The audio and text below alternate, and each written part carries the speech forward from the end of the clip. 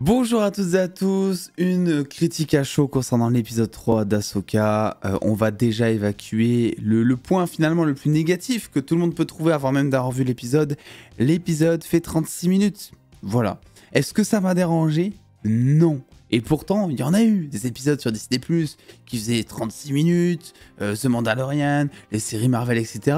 À chaque fois, voilà, je vous disais, voilà, quand c'est bien rythmé, etc., il n'y a pas de souci. Et là, j'ai l'impression que vraiment le découpage sert l'épisode, ça ne m'a absolument pas dérangé. Après, oui, on peut le voir comme un certain coup de gueule, étant donné que derrière, il y a quand même une promesse, je crois, de 8 épisodes, d'une heure ou 45 minutes, un truc comme ça, je sais plus trop. Moi, quoi qu'il en soit, cet épisode, j'ai trouvé super bien rythmé. Les 36 minutes, ça m'a absolument pas dérangé. On a été servi. Pour moi, on a eu du grand Star Wars encore, on est sur un épisode qui est très qualitatif, on essaie de faire des choses, on voit pas des fonds verts à 300 km ou les fameux écrans LED dégueulasses, etc. À ceci près, bon, il y a quand même des trucs qui m'ont dérangé, du genre, je ne sais pas, tu fais combattre Sabine de manière totalement aveugle. Pourquoi est-ce que tu ne lui fais pas faire une petite référence à Kanan?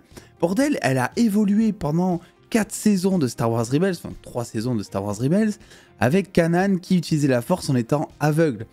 Pour moi, c'était un petit peu obvious presque de faire juste une petite mention à Kanan. Et pareil, enfin les gars, je veux dire, j'ai vraiment l'impression que c'est volontaire pour l'intrigue, on verra plus tard, mais que Kanan ont fait exprès de ne pas en parler. Le fils de Kanan et de Hera qui est là. Tu vois, alors déjà j'étais super content parce que je vous disais dans les 2 premiers épisodes que je trouve ça bizarre que voilà, étant donné que le dernier plan de Star Wars Rebels, un des derniers, c'est vraiment on te fait un focus sur le fils de Hera et Kanan, en te disant oui c'est le fils de Kanan et tout, tu vois, et je trouvais ça bizarre qu'on ne parle pas du fils de Hera et Kanan dans cette série, tu vois, et là c'est bon, il est là, donc je suis ultra content, mais pareil on ne fait pas mention de Kanan. À un moment il dit oui je vais être moi aussi un Jedi. Je trouve ça ultra bizarre finalement qu'ils aient pas rajouté je vais être un Jedi comme mon père l'était auparavant, comme mon père l'était avant moi, comme mon père l'était avant de mourir, tu vois. J'ai l'impression qu'ils font exprès d'oublier Kanan. Je pense que ça va servir l'intrigue, mais à chaque fois ça me titille, on va dire. Alors, on a aussi, dans les choses qui m'ont dérangé, Sabine qui devient un Stormtrooper, c'est-à-dire que on te vend quand même dans l'épisode, au tout début de l'épisode, au moment où on essaie d'apprendre un petit peu le maniement de la force justement, on te dit qu'elle est mandaloriane et que donc, par définition, elle a une certaine faculté, une certaine facilité à manier toutes sortes d'armes. Tu vois, ça on le sait, les mandaloriens, c'est un petit peu la base, quoi. Mais du coup, quand elle est dans le vaisseau avec les canons et qu'elle n'arrive pas à viser les ennemis, bon, c'est un peu bizarre quand on te met ça sous le coup de oui, il faut que tu arrives à anticiper grâce à la force et tout, comme je t'ai appris, Sabine, durant l'entraînement, tout ça. Mais en vrai, bon, je veux bien que ce soit une padawan, je veux bien que à côté, voilà, on la fasse élever un petit peu dans le game pour monter ses aptitudes, tout ça. Il faut pas non plus partir du postulat que c'est une noob de base, quoi. Tu vois, Sabine, de base dans Rebels, elle arrive à déloger un Stormtrooper qui est genre à 500 km, tu vois, avec son flingue. De base, elle a quand même un maniement des armes. Donc le fait de pas pouvoir viser, tu vois, des vaisseaux qui en plus, franchement... Tu le vois en termes de mise en scène, ils font pas des moves de bâtard, quoi, tu vois.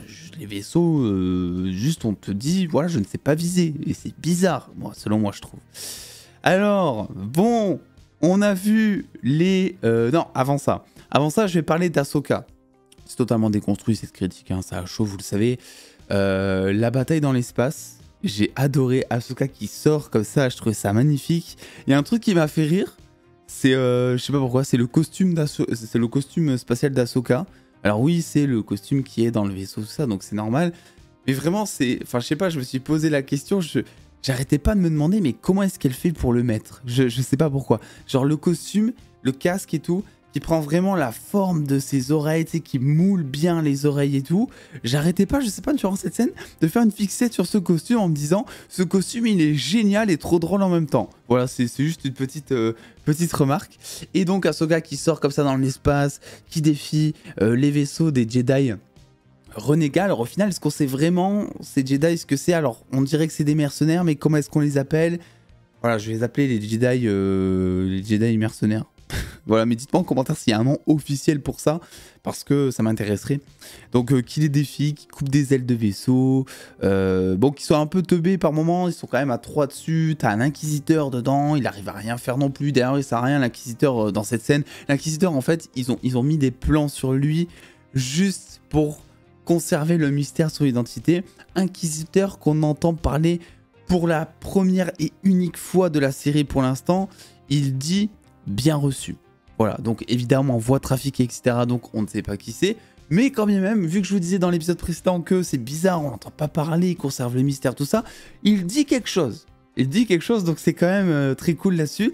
Et donc, bon, Morgane, pour moi, la sœur Morgane là, qui fait vraiment une très bonne antagoniste. En plus, l'actrice, elle a vraiment une posture type Palpatine, tu sais, type grand méchant impérial, où en fait, elle a vraiment les mains dans le dos. Et si on remarque bien, elle est un peu genre comme ça aussi, tu vois, pour te montrer genre, je suis vieux et je suis maléfique. Tu vois, donc j'adore ça aussi.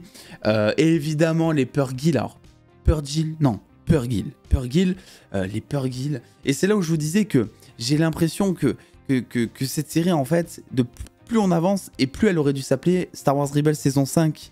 Dans le sens où, oui, il y a des choses à manger, même pour ceux qui n'ont pas vu Rebels selon moi, comme toute la formation que Ahsoka va donner à Sabine, comme les batailles dans l'espace qui sont épiques, voilà, des choses comme ça. Il y a des choses, je pense que tout le monde peut comprendre, mais à côté, il y a plein de trucs où en fait ça laisse un peu les autres sur le carreau selon moi, du genre le fils d'Hera au moment où elle va parler donc à la commission du Sénat, je crois que c'est le terme exact.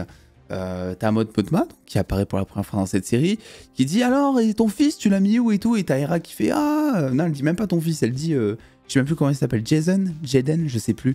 Elle lui dit oui, il est dans le vaisseau quelque part, tout ça, mais tu sais même pas qui c'est du coup ce mec si jamais t'as pas vu Rebels. Et plein de fois comme ça, il y a des rêves, il y a des... En termes d'enjeux, l'amiral Thrawn, Ezra, tout ça, les Purrgil aussi, forcément. Moi, quand je les ai vus arriver directement, je me suis dit, ok, on se rapproche de l'apparition d'Ezra dans la série, de l'apparition de Thrawn dans la série, donc ça fait plutôt plaisir. Mais ceux qui n'ont pas vu Rebels, eh bien, bon, ils finissent par te le dire. Tu sais, t'as Sabine, au moment où ils atterrissent dans la forêt, qui dit...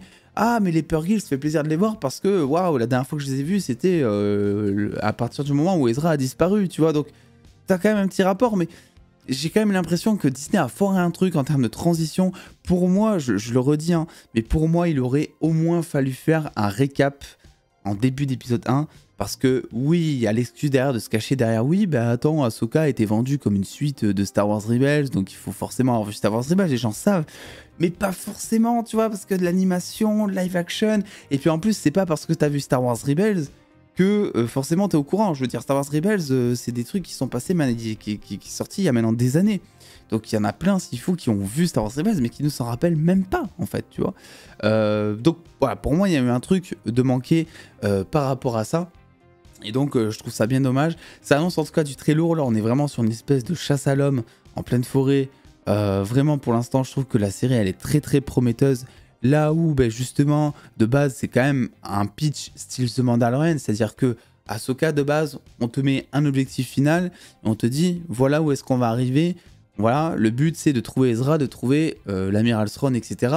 Donc type The Mandalorian, une espèce de grosse quête avec des péripéties. Mais les péripéties, elles sont intéressantes, tu vois. C'est pas The Mandalorian où en fait, il va tomber sur un PNJ comme dans un jeu vidéo qui va lui donner une autre quête pour aller récupérer une pièce de vaisseau sur une autre planète. Et grâce à cette pièce de vaisseau, il va pouvoir l'échanger contre des informations. Et grâce à cette information, il va pouvoir aller sur une autre planète pour trouver un autre PNJ. Enfin bon, vous avez compris le délire. Là, on est vraiment sur des péripéties, mais de type surprise en fait. Des vraies péripéties par définition, quoi. Donc en fait, ça suit le cours de l'histoire. Ça reste logique dans le sens scénaristique et ça crée la surprise, ça fait plutôt plaisir et j'ai hâte de voir justement ce qui va se passer parce que je pense que l'épisode 4 va être déjà super intéressant, notamment concernant l'Inquisiteur, et je pense que l'épisode 5 sera encore plus intéressant. Voilà tout ce que je peux dire finalement sur cet épisode. Grosso modo, je crois que j'ai oublié de parler de rien du tout. Ahsoka, bon, en vrai, Ahsoka, les gars, j'ai peut-être une unpopular opinion, ne m'en voulez pas. J'ai peut-être un peu du mal J'adorais moi la Ahsoka, et je pense comme tout le monde, hein, la Ahsoka rebelle un peu, tu vois, la Ahsoka adolescente, avec un tempérament, style Anakin, tu sais, la meuf où tu lui donnes un ordre, elle te fait l'inverse, très têtue finalement. Et j'ai du mal là maintenant, dans cet épisode 3, à retrouver cette Ahsoka. En fait, cette Ahsoka là, on dirait pour l'instant une espèce d'Obi-Wan Kenobi version meuf. Tu vois ce que je veux dire? Genre à fond dans la sagesse. Alors clairement, c'est pour te vendre le côté maître Jedi, hein, j'ai bien saisi le truc. Mais je sais pas, c'est pas le même truc, tu vois. Même si tu prends la fin de Star Wars Rebels par exemple, j'ai plus l'impression d'être sur la même Ahsoka. C'est normal, elle a évolué, elle a grandi, il y a eu de la sagesse qui s'est remplie en elle, tout ça, mais est-ce que vraiment c'est la même Ahsoka? Tu vois ce que je veux dire? Quoi qu'il en soit, pour conclure, un épisode 3 très quali, les effets spéciaux très quali, la mise en scène très quali, la musique incroyable, des idées, c'est juste de la scène d'action principalement cet épisode, mais c'est de la bonne scène d'action. Pourtant je suis pas fan des combats un peu d'espace, tout ça, de base, j'ai un peu du mal, même dans Star Wars, hein, bah oui je sais, mais là j'ai pris mon pied, j'ai pris du plaisir, même si à côté, bon Sabine c'est un Stormtrooper, et voilà, c'est à peu près la seule chose que je peux dire sur cet épisode, quoi. Ahsoka, qui d'ailleurs, pour la petite anecdote, a rapporté 14 millions de vues sur le premier épisode, chose qui ne veut absolument rien dire parce que c'est la première fois où Disney communique ses audiences, en fait. Donc on n'a aucun moyen, mis à part grâce à l'outil que je vous ai présenté en vidéo hier, de comparer les séries entre elles. Donc c'est-à-dire qu'officiellement parlant, on ne sait pas du tout si Ahsoka fait plus ou moins que The Mandalorian, en fait. Si on réfléchit un petit peu, moi je me dis on est sur 14 millions de vues, donc vues, hein, pas spectateur unique, ce qui prend donc en compte tous les revisionnages, et quand on est fan, on revisionne beaucoup, pour une plateforme qui compte environ 150 millions d'abonnés. Libre à vous, je sais pas trop quoi en penser, parce qu'évidemment il y a le truc de on sort de vacances, il y a plein de gens qui n'ont pas vu l'épisode encore, voilà, l'épisode 1 en plus c'était sur une période de 6 jours, donc évidemment que ça va encore évoluer, donc je sais pas trop quoi en penser. Bon, je peux pas dire non plus que c'est un énorme succès, c'est de la communication, ils te vendent ça en plus en mode c'est la série Disney Plus la plus regardée en ce moment sur la plateforme. Bah oui, bah frérot, en même temps sur la plateforme il y a quoi à part Ahsoka? T'as Futurama, mais ça va intéresser un public bien plus mineur. Mais il n'y a rien d'autre. Regardez, c'est normal. Je crois que She-Hulk aussi, il y avait une communication du genre où à l'époque, il disait c'est la série la plus regardée du catalogue. Ben oui, ben c'est normal. C'est le seul truc qui sort, en fait, tu vois. Donc, voilà, grosso modo, sur les audiences, 14 millions de vues, en chantant les louanges de la série. Là, je parle de Kathleen Kennedy qui a fait un communiqué, etc. Bon, ne nous laissons pas avoir par tous ces chiffres qui ne veulent absolument rien dire dans tous les cas. On l'a vu avec Andor, ça a bidé. Au final, c'était selon moi, avant Ahsoka, on verra, la meilleure série Star Wars Disney+, tu vois. Là, Ahsoka, vraiment, j'avais un petit peu peur parce qu'en fait, généralement, il te sort 2 épisodes qui sont prometteurs, tout ça, et ensuite, ça fait effet The Mandalorian où en fait, c'est la décadence, tu vois. Et là, l'épisode 3, vraiment très bonne surprise. Donc, plus ça avance, et plus je commence à me faire de faux espoirs. Donc attention Disney, là vous êtes en train de créer de l'attente, vous êtes en train de nous dire que finalement vous pouvez faire de bons trucs sur la durée. Attention, attention à ce que vous êtes en train de faire. Voilà, bah écoutez, dites-moi ce que vous avez pensé de cet épisode en commentaire, si vous avez des théories aussi, je sais pas si j'en aurai, parce que l'épisode est quand même très court, et en termes de nouveaux éléments à traiter, bon, ils sont peu nombreux, on est principalement sur du divertissement, sur de l'action ici, donc ça va être très compliqué en termes d'intrigue de dégager peut-être certaines autres choses. N'oubliez pas le pouce bleu, l'abonnement, et en attendant les dos, prenez soin de vous, faites-vous bien kiffer, des bisous les dos.